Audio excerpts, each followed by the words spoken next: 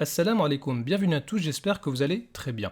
Aujourd'hui on va parler des miracles, puisque effectivement on a l'impression qu'il y a plusieurs faux pasteurs qui prétendent accomplir des miracles au nom de Jésus, des guérisons, des résurrections, bref, plein de trucs. Et comme là c'est le coronavirus, ce serait intéressant de savoir s'ils ont réussi à guérir ou non des gens. Alors tout d'abord, le miracle en soi, en fait c'est pas une garantie qu'on est dans le vrai. C'est pas parce que tu fais un miracle ou bien que tu fais ce qui apparaît aux gens comme étant un miracle que tu vas entrer au paradis et que tu es bien guidé. Pas du tout. J'ai fait des miracles, Dieu est avec moi, archi faux. Eh oui, archi faux. Et ça, on va le prouver même avec la Bible de ces pasteurs-là. Évangile selon Matthieu, chapitre 7, au verset 22. Plusieurs me diront en ce jour-là, Seigneur, Seigneur, n'avons-nous pas prophétisé par ton nom? N'avons-nous pas chassé des démons par ton nom? Et n'avons-nous pas fait beaucoup de miracles par ton nom?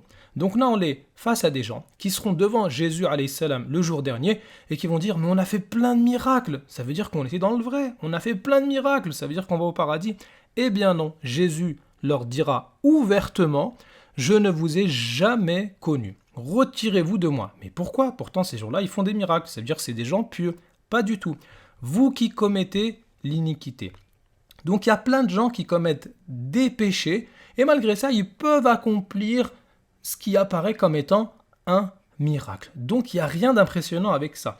Pour Jésus alayhi salam, la garantie du paradis, la garantie d'être dans le droit chemin, c'est d'éviter l'iniquité, les péchés. Et le plus grand des péchés, c'est ce qu'on appelle ash-shirk, le polythéisme. Le fait d'adorer autre que Allah Azza wa Jal, ton créateur qui est le créateur de l'univers. Et ça, on le voit juste avant. On est toujours dans les évangiles. Matthieu chapitre 7 au verset 21. Jésus alayhi salam, il dit « Ceux qui me disent Seigneur, Seigneur n'entreront pas tous dans le royaume des cieux. » Donc là, on est dans comment entrer au paradis. Mais celui-là seul qui fait la volonté de mon Père qui est dans les cieux. Donc pour entrer au paradis, c'est pas les miracles qu'il faut faire. Pour entrer au paradis, c'est pas Jésus qu'il faut adorer ou c'est pas la volonté de Jésus qu'il faut accomplir, mais c'est la volonté de son Père. Autrement dit, il faut faire la volonté d'Allah Azza wa Jal, notre Seigneur à nous, qui est aussi le Seigneur de Jésus alayhi salam.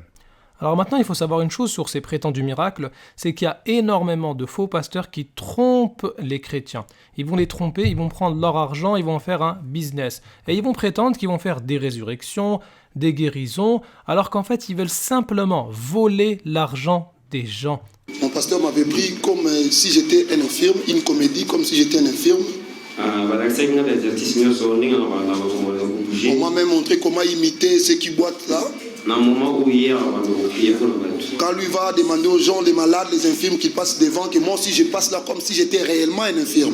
Mais Allah Azza wa Jal, il nous a avertis de ces tromperies-là dans son livre, le Coran al-Karim, il y a plus de 14 siècles. Ya ayyuhalladhina amanu inna kathiran min al-ahbari war-ruhbani la ya'kuluna amwalan nasi bil-batil.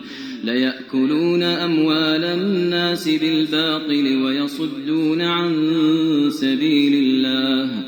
Ô vous qui croyez, beaucoup de rabbins et de moines dévorent les biens des gens illégalement. Bon maintenant, c'est au moment des épreuves qu'on reconnaît les véridiques. Vous, les pasteurs là, vous prétendez faire des guérisons au nom de Jésus, des résurrections, mais allez dans les hôpitaux, non? Guérissez les gens de coronavirus.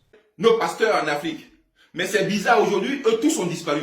Il n'y a plus un seul pasteur sur la toile pour venir nous parler de la puissance de Jésus qui guérit les malades. De la puissance de Jésus qui déplace les montagnes. De la puissance de Jésus qui est capable d'opérer n'importe quel miracle.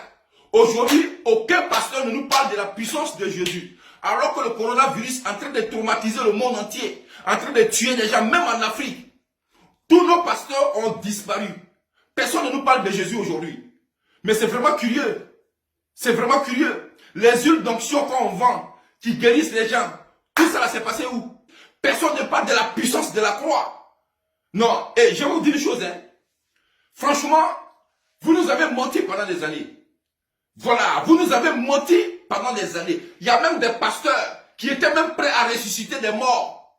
Vous êtes capable de ressusciter des morts, mais vous n'êtes pas capable de faire reculer un virus. Vous n'êtes pas capable de guérir des gens qui sont infectés d'un virus. Mais on vous a compris. Voilà, pendant des années là, vous nous avez menti. Moi, Philippe, personnellement, je vous le dis, je vais ramasser mes bagages, je vais aller à la mosquée tranquillement, je vais adorer mon Dieu là-bas. Voilà, au moins eux, ils sont concrets. Voilà, ils ne parlent pas des résurrections, ils ne parlent pas de puissance. Ils adorent Dieu. Parce qu'on n'arrive pas à comprendre. C'est choquant, c'est très choquant.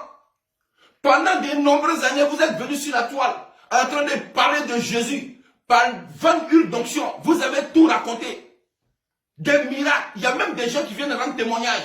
Ouais, tel pasteur a prié pour moi, je suis guéri. Vous guérissez des cancers. Même des femmes qui n'arrivent pas à accoucher. Vous priez pour elles, pour qu'elles fassent des enfants. Mais vous n'êtes pas capable de prier pour coronavirus, en tout cas contre le coronavirus pour qu'il puisse partir.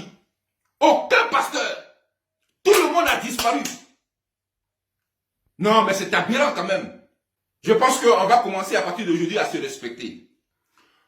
Comme j'ai dit la dernière fois, les autorités, en tout cas du monde entier, vont trouver une solution pour éradiquer ce fléau. Mais après ça là, on ne veut plus vous attendre.